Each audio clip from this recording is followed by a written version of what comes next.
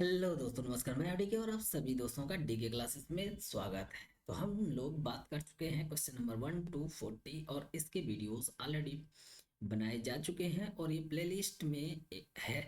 Playlist का नाम है आरआरबी एनटीपीसी साइंस 2024। ठीक है। तो देखिए, ज़्यादातर फोकस किया गया है आरआरबी एनटीपीसी को लेकर, क्योंकि उसका जो उसमें जो साइंस का जो सेक्शन है, जो भी मतलब साइंस से रिलेटेड क्वेश्चंस पूछे जाते हैं वो ठीक ठाक पूछे जाते हैं और ज़्यादा पूछे जाते हैं, यानी नंबर ऑफ क्वेश्चन के जो वेटेज हैं वो ज़्यादा हैं। सिर्फ थोड़ा सा हम डिटेल में लेकर चलते हैं और थोड़ा और डिटेल में चलते हैं, ताकि मान लीजिए अगर आपसे बाई चांस असरसर रीजन टाइप का क्वेश्चन पूछे तब भी आप अटेम्प्ट कर लें।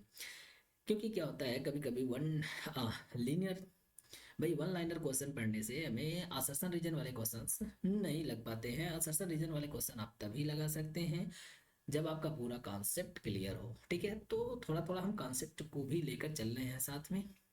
चलिए, क्वेश्चन नंबर 41 देखते हैं। जीवन संघर्ष और योग्यतम की उत्तरजीविता का संबंध है। क्वेश्चन फिर से बोल दे रहे हैं।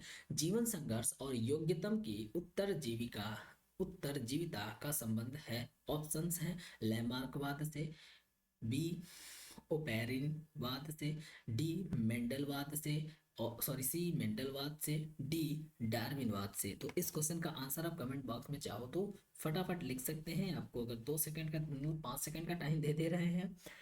चलिए ठीक है, मैं इसका आंसर दिखा देता हूँ। आप तो वीडियो पॉज कर कर भी लिख सकते हैं। ठीक है, तो डार्विनवाद हो जाएगा इस क्वेश्चन का आंसर।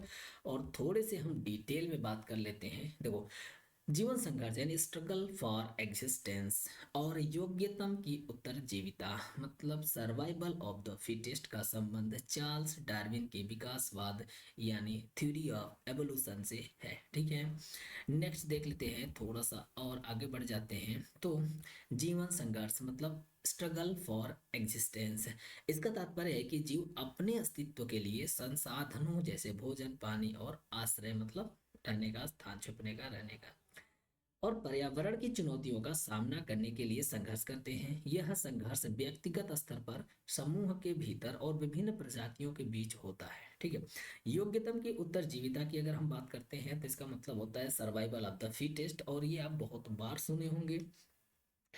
ये कहता है कि भाई देखो, यह विचार बताता है कि वे जीव जो पर्यावरणीय परिस्थितियों के अनुरूप अधिक अनुकूलित होते हैं वे जीवित रहते हैं और प्रजनन करते हैं, जबकि जो जीव कमजोर होते हैं वे समाप्त हो जाते हैं। ठीक है, तो ये चीजें आपको देखने को मिलेगी, बिल्कुल देखने को मिलेगी कि जो जो थोड़े से वीक, कमजोर होते हैं तो वहां पर थोड़ा सा डिस्क्रिमिनेशन देखने को मिल जाता है। ठीक है, चलिए ये सिद्धांत, इस सिद्धांत के बारे में देख लेते हैं। तो ये सिद्धांत थोड़ा एक बार फिर से हम बात कर लेते हैं इसके बारे में। तो देखो, कह रहा है कि ये सिद्धांत इस तथ्य पर आधारित है कि संसाधन सीमित हैं और केवल वही जीव जीवित रहते हैं जो अपने पर्यावरण के लिए बेहतर तरीके से अनुकूल होते हैं।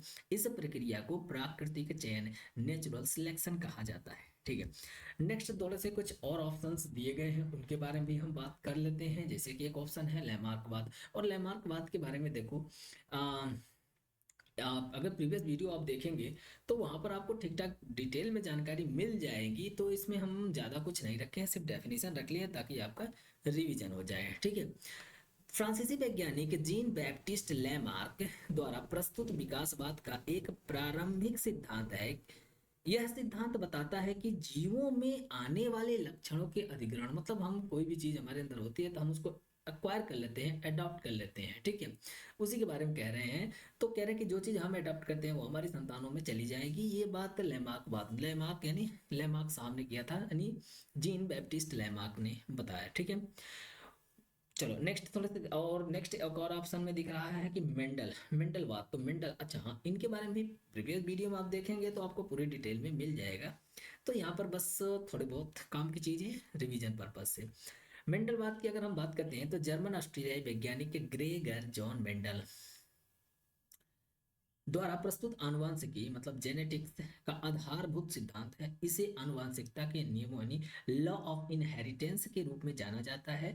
मेंडल ने 1865 में मटर के पौधों पर अपने प्रयोगों के माध्यम से यह सिद्ध किया कि आनुवांशिक लक्षण माता पिता से संतानों में एक निश्चित तरीके से स्थानांतरित होते हैं। ठीक है, तो इस चीज के बारे में मंडल साहब ने बताया, थोड़े से और देख लेते हैं। तो चलिए अपना नेक्स्ट क्वेश्चन है प्राकृतिक चयन के बारे में हमारी आधुनिक समझ के अनुसार योग्यतम सदस्य वे हैं।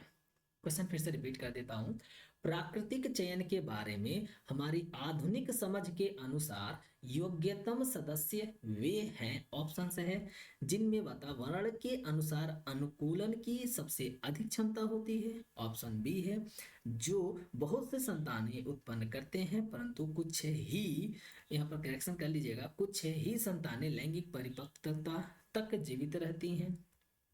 सी ऑप्शन है सी ऑप्शन है, जिनमें विशिष्ट वातावरणीय दशाओं का सामना करने की अधिकतम क्षमता होती है। और डी ऑप्शन है, जिनके वंशजों की संख्या अधिकतम होती है। चलिए इस क्वेश्चन का डायरेक्ट आंसर बता देते हैं। आप वीडियो पॉज करके इसका आंसर कमेंट बॉक्स में दे सकते हैं। तो इस क्वेश्चन का आंसर क्या हो जाएगा, जिनमें वातावरण के अनुसार अनुकूलन की सबसे अधिक क्षमता होती है वही सरवाइव कर सकते हैं। थोड़ा से डिटेल में बात कर लेते हैं। तो देखो, प्राकृतिक चयन के अनुसार योग्यतम सदस्य वे होते हैं जो अपने वातावरण में अनुकूलन यानी एडॉप्टेशन के लिए सबसे उपयुक्त होते हैं और अपनी अगली पीढ़ी में जीन्स को सफलतापूर्वक स्थानांतरित करते हैं। ठीक है, क्वेश्चन नंबर 43 की बात कर लेते हैं। देखो, अभी 42 वाले में ज्यादा कुछ था नहीं, तो इसलिए उसका उसी हिसाब से उसका आंसर दिया गया है। ठीक है, क्वेश्चन नंबर 43 की अगर हम बात करते हैं तो क्वेश्चन नंबर 43 क्या कहता है, इनमें से किस समूह की सबसे सॉरी क्वेश्चन नंबर 43 रिपीट कर रहा हूं, इनमें से किस समूह की सब रचनाएं मानव में अवशेषी हैं। अवशेषी मतलब वेस्ट आर्गन यानी वेस्टिजियस आर्गन के नाम से भी जाना जाता है। ठीक है, ऑप्शन ए है बर्मीफॉर्म अपेंडिक्स, पैटेला, पैराथायराइड, थोड़ी। ऑप्शन बी है अकलदाड़, कॉक्सिक्स, पटेला, थायराइड, थोड़ी।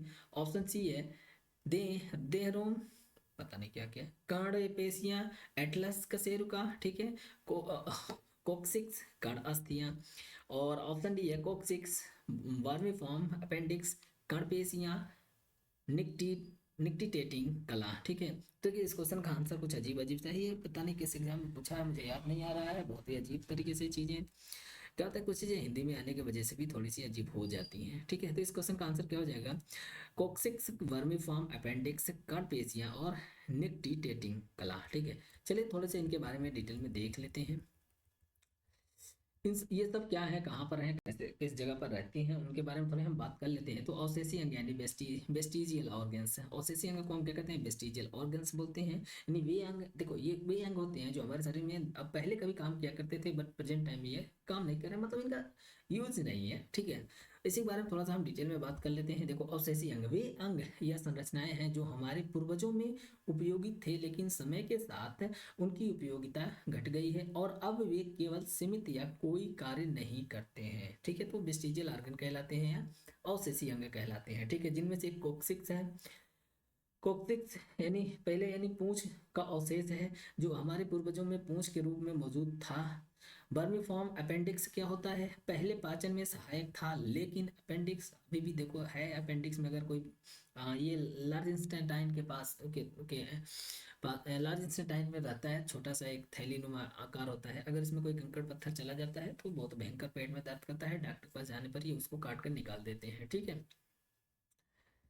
तो वर्मीफॉर्म अपेंडिक्स की अगर बात करते हैं तो पहले पाचन में सहायक था लेकिन अब इसका कोई स्पष्ट कार्य नहीं है। और पहले आप पाचन में था तो इसका पाचन पहले होता क्या था, तो ये क्या करता था, जैसे कि ग्रास वगैरह कहा जाता है कि पहले इंसान, भाई देखो ये स्टार्ट ग्रास वगैरह को में जो चीज़ें होती हैं उसको पचाने में, डाइजेस्ट कराने में हेल्प करता था। अब इंसान घास खाता नहीं है या इस तरीके की चीज़ें खाता नहीं है तो उसकी ज़रूरत कम पड़ गई। अब बहुत ही मतलब सिंपल चीज़ें खाता है और इजीली डाइजेस्ट हो जाता है।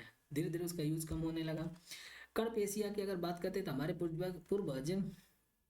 पूर्वज इनसे कानों को हिला सकते थे लेकिन अब वे कार्यशील नहीं है। बहुत सारे एनिमल को देखे होंगे जो अपने कान को क्या करते हैं, अलग अलग डायरेक्शन में हिला लेते हैं ताकि आवाज़ सुनने के लिए, कोई भी डेंजर खतरा वगैरह को पहचानने के लिए। ठीक, नेक्स्ट क्या है कि निक्टिटेटिंग कला क्या होता है। निक्टिटेटिंग कला यानी मेम्ब्रेन की बात करें तो हमारी आंखों में तीसरी पलक को अवशेष तीसरी पलक का अवशेष है तीसरी पलक का अवशेष है जो पक्षियों और सरीसृपों में पूर्ण रूप से विकसित होती है। जैसे क्या होता है, कोई कोई ऐसे एनिमल होते हैं, एक ट्रांसपेरेंट लेयर उनकी आंख पर आ जाती है ताकि, और आंख खुली रहती है, उससे ये रहता है कि सामने वाले कंफ्यूज हो जाते हैं कि जग रहा है कि सो रहा है। ठीक है, तो थोड़े से उनको ऊपर अटैक होने से बच जाते हैं, वो अपने आप को बचाने के लिए ऐसा करते हैं। आगे देख लेते हैं नेक्स्ट क्वेश्चन नंबर 44 की बात करेंगे हम नेक्स्ट वीडियो में। बढ़िया शानदार ये भी है। ठीक है, चलिए इसमें हम इतना ही रखते हैं, अगले वीडियो में हम मिलते हैं, तब तक के लिए धन्यवाद।